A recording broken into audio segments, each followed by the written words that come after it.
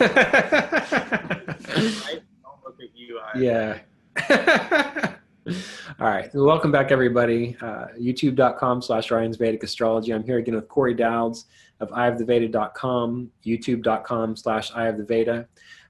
We're in the middle of a series on astrology and relationships, and our previous discussion was simply on how synastry tends to work better to get a sense of what relationships are all about, rather than the Kuta points or the Kuta report that you often get from astrologers.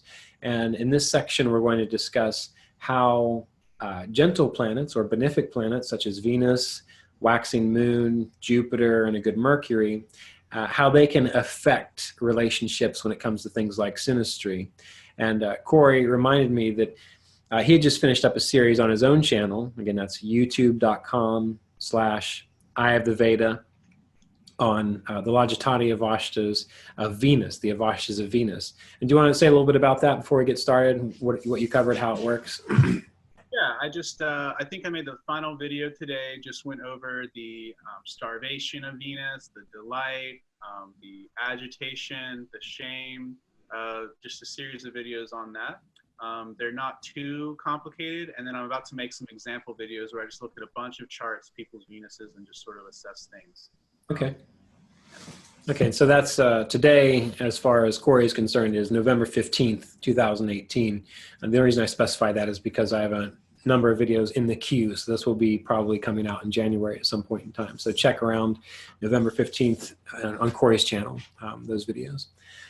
All right, so we want to think about these gentle planets and how they affect other planets. And by that I mean, let me share a screen here for just a second, just to give you a sense of this.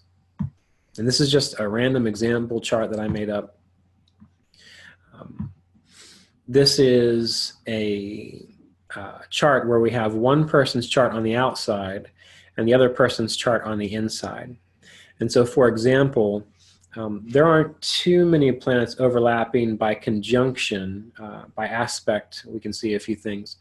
But in this chart, we see that we have Mars and the moon very near Jupiter, which means that this person's Jupiter, a benefic planet, is impacting their moon, this person B's moon. And this Jupiter, by being in proximity to this Mars, is also impacting this Mars. So that's a gentle planet impacting another person's chart. So when you look at this, Corey, let's just start with Jupiter then. I think that's a wonderful planet to start with.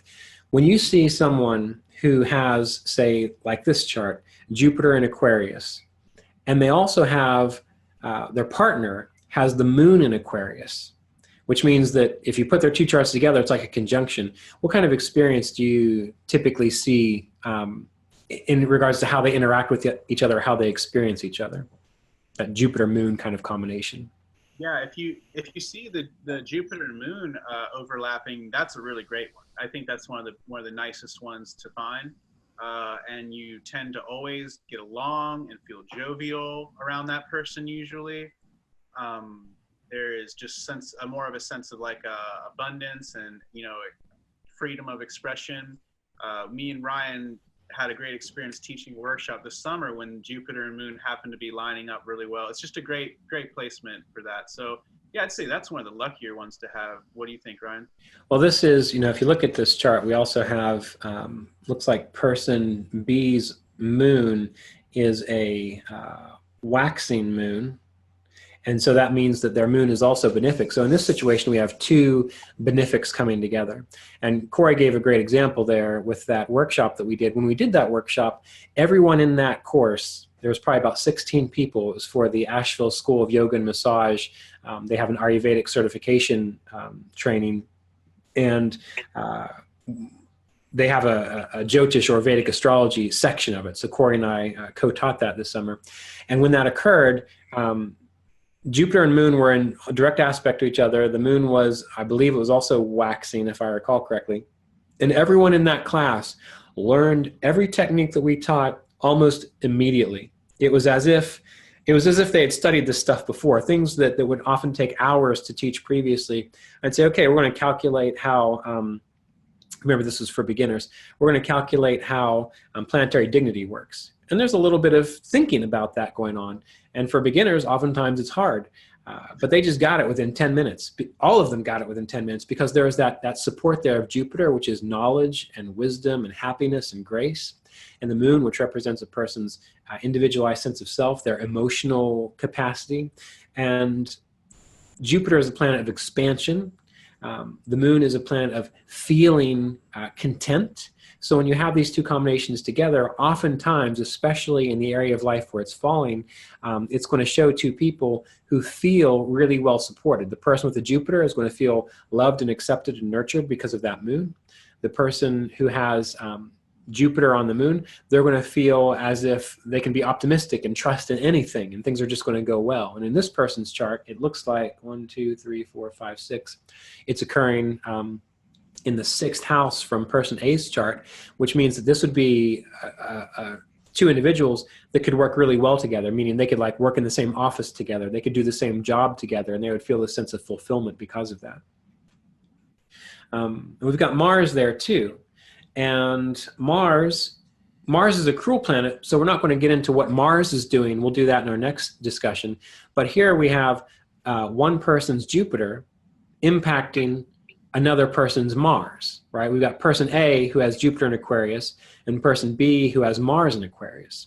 So when you think about that kind of combination, Jupiter impacting someone's Mars, how do you see that working out in individual relationships, Corey?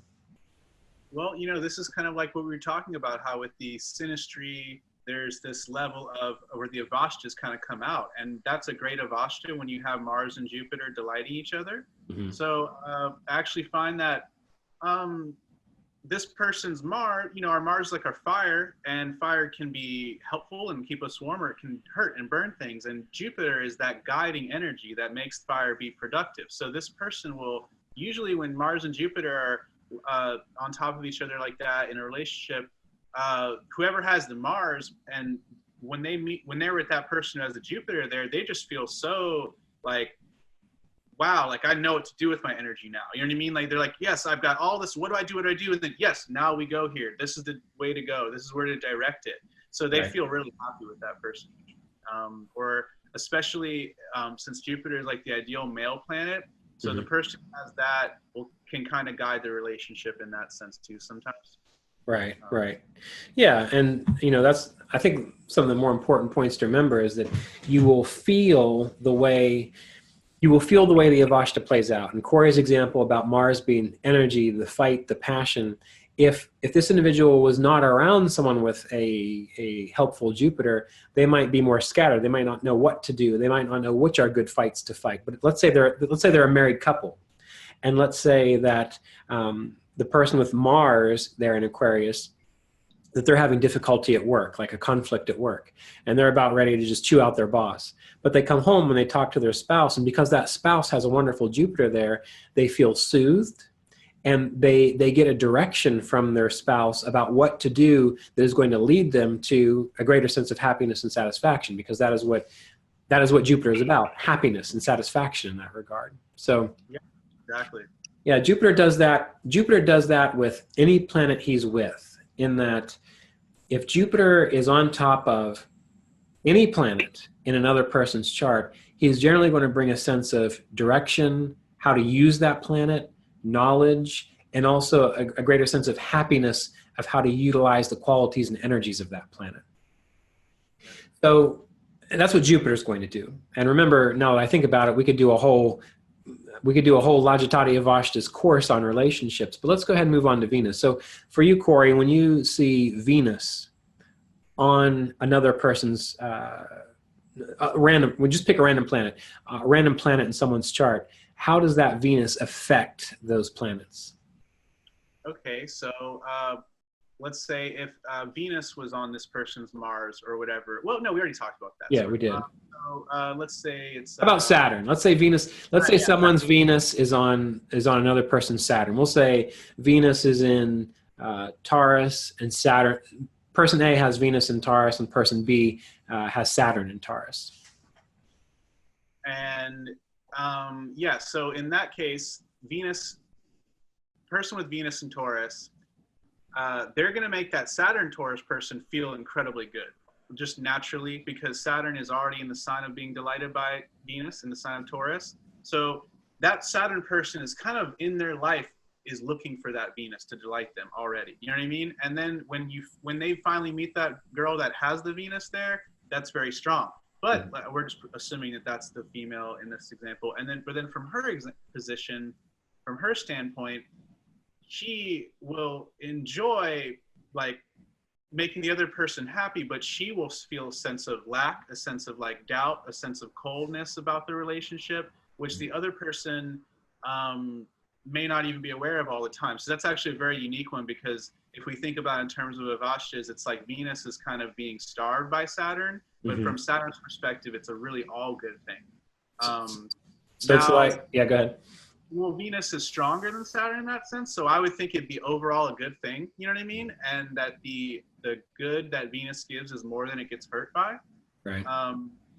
And, you know, then depending on the house, like let's say it's in the third house, it could be with like what you guys love to do. And so it's one of those things where the guy, where you get to do the, like this, let's say the guy is a Saturn in Taurus, he's going to enjoy, he's going to feel like that partner makes all of his interests work out, like the things he likes to do. Like I like to go to the movies, she goes with me. I like to go to concerts, she goes. But then she might be feeling like these are not the things that, you know what I mean? Or, you know, these are not really what I want to do. And I feel kind of stuck doing these things with him. Right. So that can actually be a little bit tougher. And Corey brought up some very good points, because when we think about these Lajatati Avashtas, it does matter where it's happening. So for example, he mentioned that when we have Venus in Taurus, Venus essentially will be stronger than Saturn because Venus is in its own home, which means that if it was in another situation, such as Venus in Capricorn and Saturn in Capricorn, well, there in that situation, Saturn would be stronger. And you know, one of the things to keep in mind is that what the planet means to an individual. So Saturn is a person's weaknesses, their frailties, where they might suffer more. And so when you have Venus on top of a person's Saturn, that can often make a person feel like it's okay, because they can be nurtured, they can be soothed through their difficulties, through the things that make them, I guess, hurt. But if you have Saturn stronger, that can make, as Corey mentioned, the individual feel doubt about their ability to have the right kind of love or give the right kind of love. But in the long run, what happens is that Saturn kind of teaches the person the value of long-term, steady commitment. You know? Yeah, that's true. Yeah. So, yeah, Corey brought up a lot of good points there in regards to how these work. But again, it always comes down to, all we're really talking about here are Avashtas, Lajatati Avashtas, and how they're coming together within a person's chart. So we mentioned briefly Jupiter and then Venus. How about let's consider a good Mercury. So if we take Mercury, and Mercury being a benefic planet, and we'll say Mercury is in, we'll just use Gemini again, and Mercury happens to be with, what would be a good one? How about, let's just say, it's hard, isn't it? Yeah, well, it's hard to single out just one Avashta, because there's always so many, but that's part of the human experience too. So it's kind of right. So let's take Mercury, and let's stick Mercury with Jupiter. All right. Right now. Yeah. Now these are two benefic planets, but how are they going to function? Because most of the time people are going to say, we've got two benefic planets together. That is wonderful. But now we've got two benefic planets, and they're both in Gemini. Person A's Mercury is in Gemini. Person B's Jupiter is in Gemini. How's that Mercury going to impact that other individual's Jupiter? You know, before I say that, I got to think, I'm just having this thought, wow, you know, this is really an interesting situation, because we're the few Vedic astrologers that are open to Western techniques, because we use tropical zodiac, right? So we're some of the few people who have experimented with both. Right. But then in the Western world, they're doing great readings and great work with the synastry, but they don't know Avashtas. So in a lot of ways, like this, we're in a very special position to be able to speak about this. And it's kind of, yeah, I would like to see more courses on this now that I'm thinking about it, because you need to know Western compatibility things, but you also need to know the Avashtas of the Vedic astrology. Right. Anyway, So getting an example of that is, yeah, the Jupiter Mercury. This would be considered 100% good in every way in Western astrology and have nothing really not good about it. That's also what they say about Venus Jupiter conjunct. But we know that in Parashara says that those are his enemies.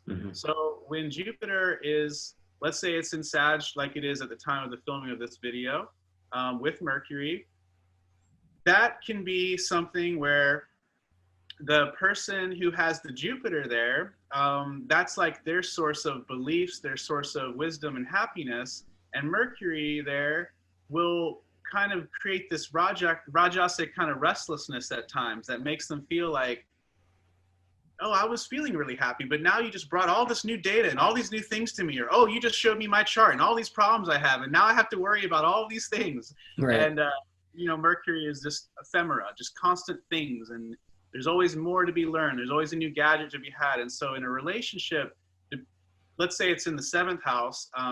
Let's say it's in the 9th house. It could be like y'all's beliefs don't maybe line up. You know what I mean? And that can cause friction. And whatever it is, usually if Jupiter is strong enough, it'll be fine because he'll be able to buffer himself, and then he delights Mercury, as we know. So from the person who has this Mercury in Sag overlapping with Jupiter, they're kind of winning in a sense, or they're gonna get a lot more of the delight. Right. So they're gonna feel like this Jupiter person, just like we said about Mars, like, wow, I have all this ability I'm so multi-talented like Mercury is, you know, I've got my hands in all these areas. But Jupiter, the Jupiter person will make them feel really guided in a great direction, and they'll feel like, wow, this is the thing that's working. They'll feel more capable, more skillful. You know what I'm saying? What do you think?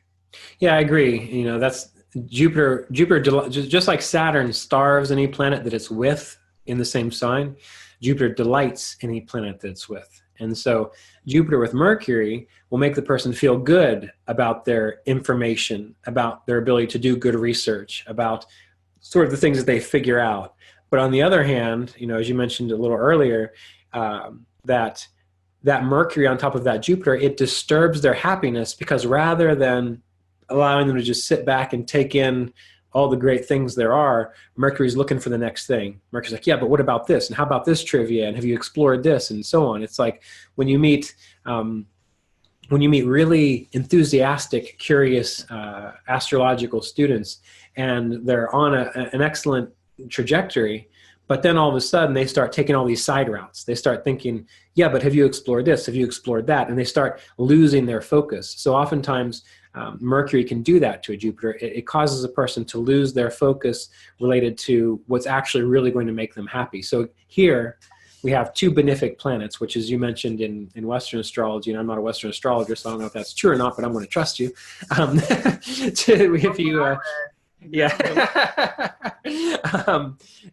you have two benefic planets, they're going to say that's a wonderful thing. And it's a wonderful thing compared to saying having two cruel planets. Yeah.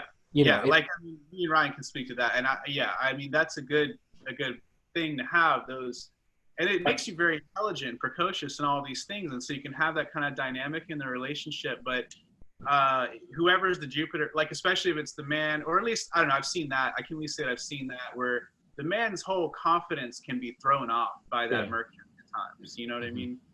And that, you know, if you want to look at it, it's almost like the Mercury-Jupiter combination. It's a problem, but it's like a first world problem.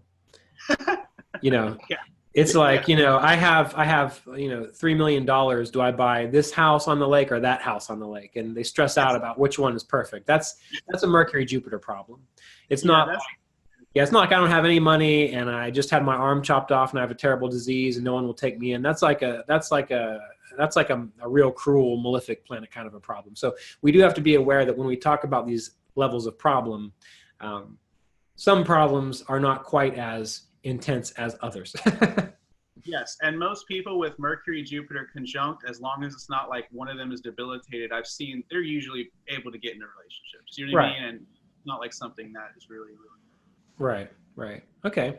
Well, I think that we've gone in, at least for this amount of time, we've given people enough insight into what we're doing here. We're looking at the quality of the planets, and we're seeing how does the quality of one planet impact the quality of another planet. So for those of you who are listening who have been studying astrology, the best thing for you to do is to learn about each planet, the qualities of each planet, or as I mentioned in the previous video, The Art and Science of Vedic Astrology Volume 2, that book has a whole list of all the Avashtas. So you can get that book and find them and figure them out.